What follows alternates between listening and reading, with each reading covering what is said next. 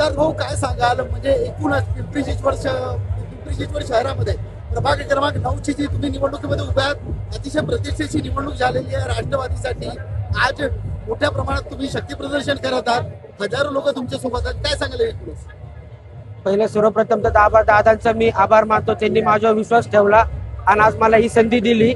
आणि सर्वप्रथम तुम्ही बघत असाल तर आज मला भरपूर संख्येने मला इकडच्या लोकांनी प्रतिसाद दिलाय. भरपूर हजारो लोकांनी माझ्या सोबत आहे.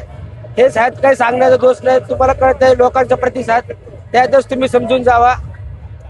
पण आज तुमच्या मागे जे लोक उभे आहेत हे दादांमुळे, अण्णांमुळे, यांच्या केलेल्या कामामुळे हे उभे सर्व आहेत. लोक आज दादांनी पिंपरी चिंचवडवर ठेवलेला प्रेम आणि त्यांचा केलेला विकास, म्हणजे साहेबांनी आणि दादांनी मिळून केलेला विकास, हे सगळी त्यांची पोच पावती आहे.